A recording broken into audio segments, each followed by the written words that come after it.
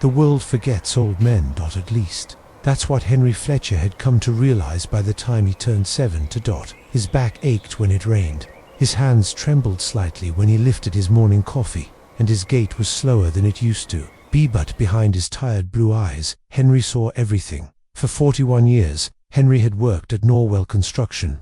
Once a tiny outfit, he helped grow from a 5-man shop into a multi-million-dollar powerhouse. He had trained the very people who now ran the company, including Daniel Grant, the CEO, a smug, Rolex-wearing 40-something, who called Henry Sir in meetings but referred to him as the dinosaur behind his back. Henry didn't care about titles. He cared about legacy. Until they took even that from him. It happened on a Tuesday. Plain, uneventful. Henry was called into a boardroom. His office, and Daniel didn't even look him in the eye. "We've decided it's time, Henry. Early retirement, effective immediately. No warning, no party, not even a handshake. Just a manila envelope with severance papers and a thank you card that looked like it came from a gas station." What hurt the most wasn't the job. It was how easily they erased him. How quickly 41 years became a signature and a silence. That night, Henry sat in his modest living room, untouched cup of tea on the table, the pictures on the walls, decades of site photos, newspaper clippings, even an award he received from the city seemed to mock him. "I built that company," he muttered, "to no one, and they threw me away like I was expired." His son called, told him to let it go. His neighbor told him to enjoy retirement, but Henry wasn't ready to sit in a rocking chair and wait to die. He wanted justice, and he knew just how to get it. For the next 6 months, Henry vanished from public view, but not from the world. He subscribed to their newsletters, watched their stock movements, joined investor Q&As under a fake name, listened to every earnings call. He took notes on inconsistencies, on sudden leadership changes, on every lie Daniel told investors about quarterly performance. Then, he started contacting people, former employees, vendors, subcontractors.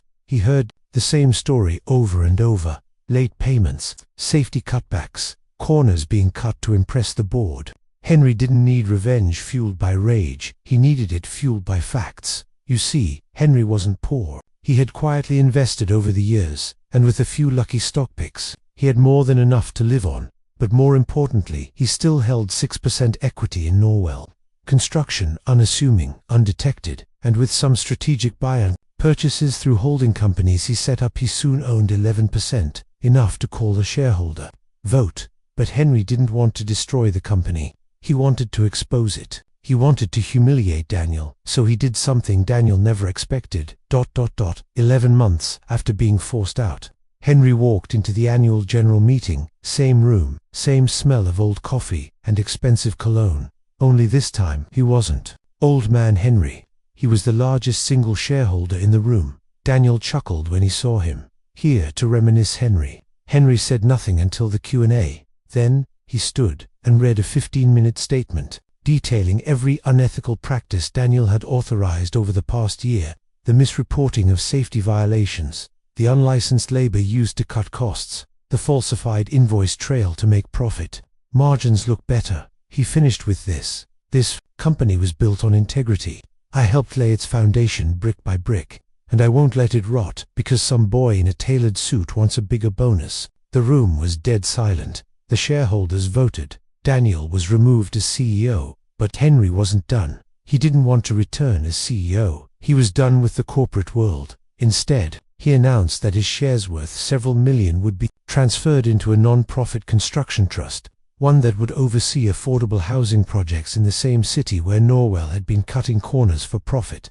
"This company owes something back," he said, "and I'll make damn sure it pays." The meeting ended. Reporters swarmed. Daniel tried to leave unnoticed, but was confronted by a journalist who asked, "Do you regret forcing Henry out?" He muttered something unintelligible. Henry, on the other hand, walked out slowly, calmly, the way only a man with nothing left to prove can walk. He didn't raise his voice. He didn't flip tables. He just outlived the bastards. People think revenge is about rage, anger, destruction. But the best revenge, it's quiet, it's dignified. It's a retired man using wisdom, patience, and legacy to remind the world, "I may be old, but I'm not done, and I don't forget."